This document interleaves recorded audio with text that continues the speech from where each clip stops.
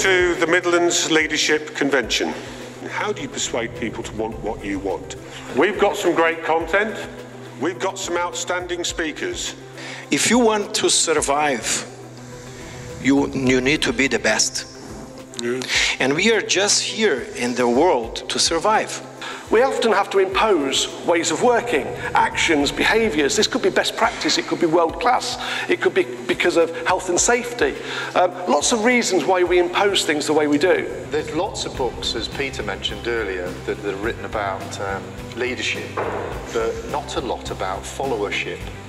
And I think followership is frankly more interesting, because as you're developing your career, it's important to follow trends, follow patterns, follow people.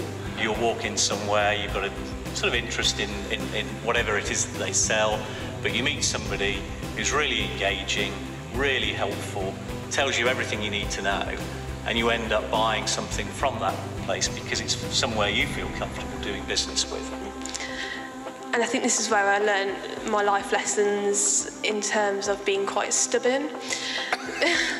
Because a lot of my tutors just fobbed it off and said, you know, you really need to be applying for the big corporates, and I had many arguments refusing to do it. So I like working with people that tell me no, because I always get a yes in the end. What we do know is that high-performance organisations require effective leadership, and that good leaders are associated with highly motivated, highly satisfied employees and high productivity.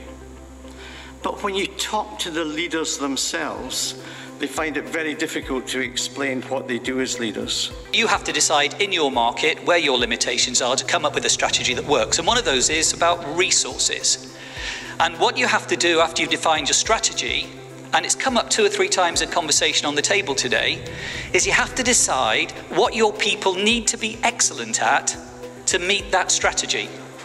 And in most companies, that's called a competence framework. It's all about confidence. Every investor pretends it's about the business case. Sure. It's a rational decision. It's all about the numbers. The numbers have to be right. I understand that, but it's never about the numbers. And I say every single decision that I've been involved in is a rational decision wrapped in emotional packaging.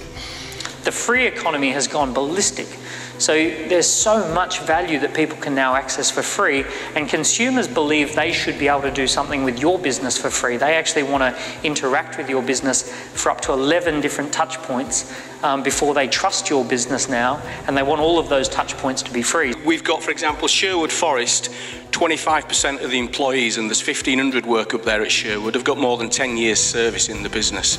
So there's massive employee retention.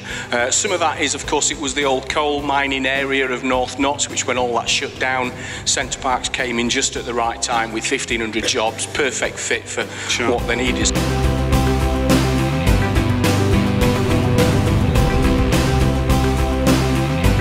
You just have to sort of have a word with yourself about that and say, well, it is what it is. It doesn't take away what I've done. You have this word that comes into you, so, well, I'm a failure. And you think, no, you're not a failure, because over the years you've been hugely successful, and nobody can take away the lives that you've changed, and nobody can take away, I hope the Queen doesn't take my CBE away. I really would recommend, I will come to another one. It's great. I can't think of a reason why you wouldn't come, to be perfectly honest. I can't, honestly, that's the truth. Well worth the money. It's a good day. Listen hard, write notes, think about what people are saying, take home their points. Do take the flyers with you. Please continue to communicate. Please continue to learn, inspire, connect. That's what the Midlands Leadership Experience is all about.